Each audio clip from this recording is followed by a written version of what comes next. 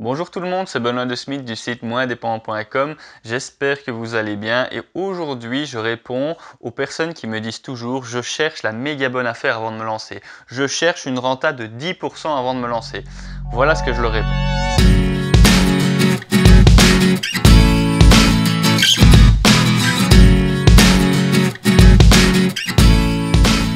Tout d'abord, si l'une des vidéos de mon générique vous a intéressé, vous invite à cliquer ici sur le petit bouton i de YouTube pour pouvoir donc ouvrir dans une nouvelle page ces vidéos-là et également de cliquer sur le petit bouton s'abonner en sélectionnant la petite cloche pour que vous puissiez recevoir régulièrement des vidéos dans le domaine immobilier belge.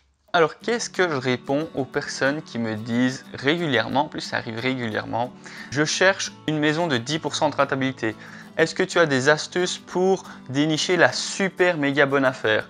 Il faut savoir qu'une grosse partie de ces personnes-là sont en réalité dans le mauvais état d'esprit pour pouvoir évoluer, que ce soit dans le domaine immobilier ou dans d'autres domaines dans lesquels ils désirent investir.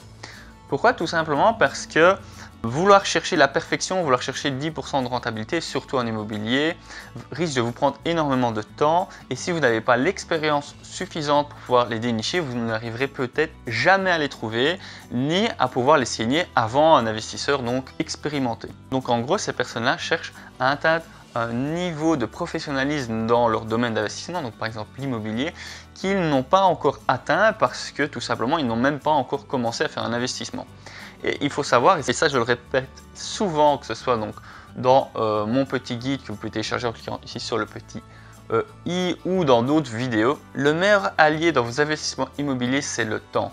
Donc plus vous investissez tôt, plus vous allez gagner de l'argent, que ce soit en patrimoine ou en rentrée directe grâce à du cash flow par exemple que vous avez sur vos différents investissements. Ça signifie que faire une bonne affaire aujourd'hui va vous permettre de gagner plus d'argent que si vous attendez 2 à 3 ans pour dénicher la soi-disant bonne affaire, si vous arrivez à la saisir parce que vous aurez d'autres investisseurs évidemment sur le coup. Donc vouloir chercher la super méga bonne affaire au départ est suicidaire.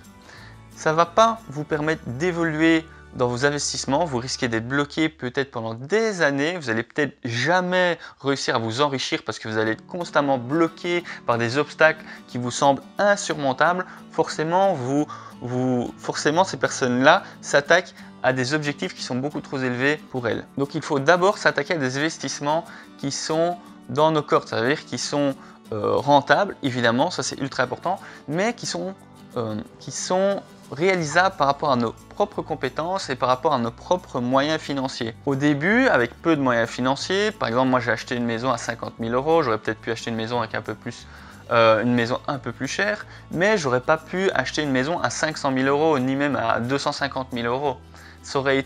Et j'aurais eu l'impression que c'était irréalisable et que voilà, c'est impossible de gagner de l'argent en immobilier. J'aurais donné énormément de ressources pour essayer de trouver des solutions pour quelque chose qui était impossible pour moi.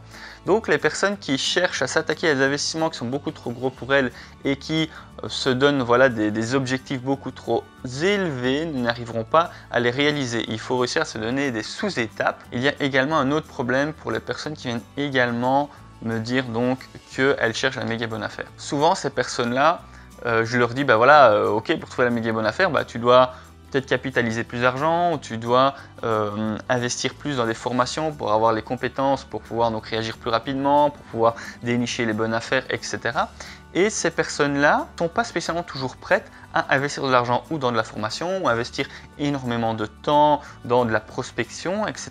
Mais elles veulent la méga bonne affaire, mais elles la veulent toute cuite comme on dit. Ça veut dire sans investir de ressources. Pour réussir à faire des affaires et gagner de l'argent dans des investissements, que ce soit des investissements entrepreneuriaux, que ce soit des investissements dans le domaine immobilier ou autre, il faut investir toute une série de ressources et il faut prendre des risques.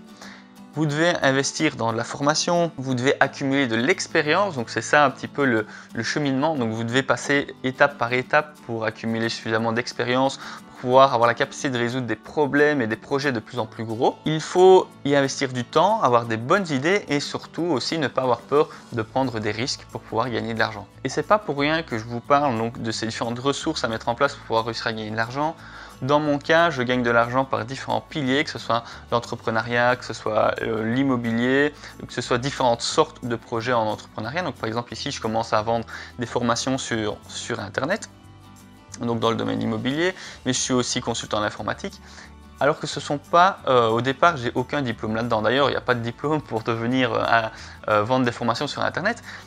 Mais pour chacun de mes projets, que ce soit l'immobilier, que ce soit consultant en informatique ou ici pour vendre des formations sur Internet, pour chacun, j'ai investi des milliers et des milliers d'heures de formation, d'apprentissage, de tests pour pouvoir réussir à évoluer. Et pas que des heures, des milliers et des milliers d'euros également.